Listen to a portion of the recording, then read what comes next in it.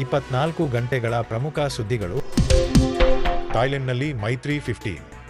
ಭಾರತ ಮತ್ತು ಥಾಯ್ಲೆಂಡ್ನ ತಲಾ 85 ಸೈನಿಕರು ಭಾಗವಹಿಸುವ ಈ ಜಂಟಿ ಸಮರಾಭ್ಯಾಸದಲ್ಲಿ ಕಾಡು ಮತ್ತು ಅರೆ ನಗರ ಪ್ರದೇಶಗಳಲ್ಲಿ ಭಯೋತ್ಪಾದನೆ ನಿಗ್ರಹ ಹಾಗೂ ದಂಗೆ ನಿಯಂತ್ರಣ ತರಬೇತಿ ನೀಡಲಾಗುತ್ತಿದೆ. ಇದು ಭಾರತದ ಆಕ್ಟ್ ಈಸ್ಟ್ ರಕ್ಷಣಾ ಸಹಕಾರವನ್ನು ಮತ್ತಷ್ಟು ಬಲಪಡಿಸುತ್ತದೆ.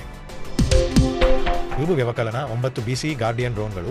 ಭಾರತವು 2 ಉಬ ವ್ಯವಕಲನ 9 BC guardian high altitude long endurance ಡ್ರೋನ್ಗಳನ್ನು 30 ತಿಂಗಳ ಅವಧಿಗೆ ₹943 ಕೋಟಿಗೆ ಗುತ್ತಿಗೆಗೆ ಪಡೆದಿದೆ.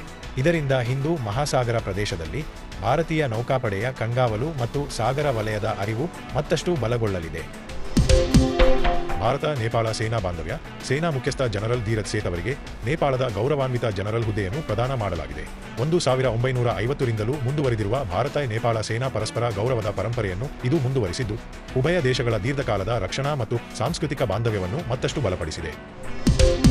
At Universal Group of Institutions, we provide you PUC, Science, PCMB, Commerce, HEBA, Arts, HEPG, BSc Environmental Science, and BA BCom integrated with UPS.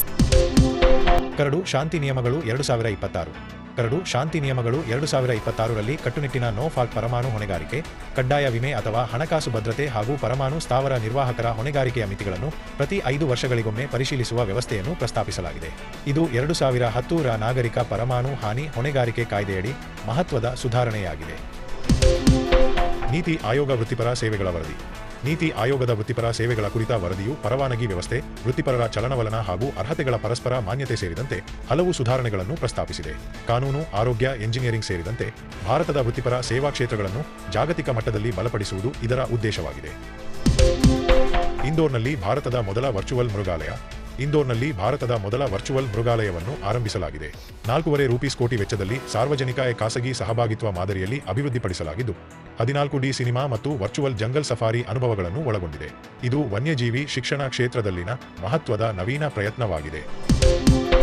UNCCD cup 17ರಲ್ಲಿ ಭಾರತದ ಹೊಸ ಮಾರ್ಗದರ್ಶಿ. ಉಲಾನ್ಬಾಟರ್ನಲ್ಲಿ ನಡೆದ UNCCD ಕಪ್ 17ರಲ್ಲಿ ಭಾರತವು ಹುಲ್ಲುಗಾವಲುಗಳು ಮತ್ತು ಅರಣ್ಯೇತರ ನೈಸರ್ಗಿಕ ಪರಿಸರ ವ್ಯವಸ್ಥೆಗಳ ಕುರಿತು ತನ್ನ ಮೊದಲ ಮಾರ್ಗದರ್ಶಿ ಪುಸ್ತಕವನ್ನು ಬಿಡುಗಡೆ ಮಾಡಿದೆ.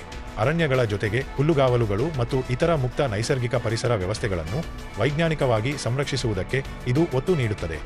ಇನ್ನಷ್ಟು ಉಪಯುಕ್ತ ವಿಡಿಯೋಗಳಿಗಾಗಿ ನಮ್ಮ ಚಾನೆಲ್ಗೆ ಸಬ್ಸ್ಕ್ರೈಬ್ ಮಾಡಿ.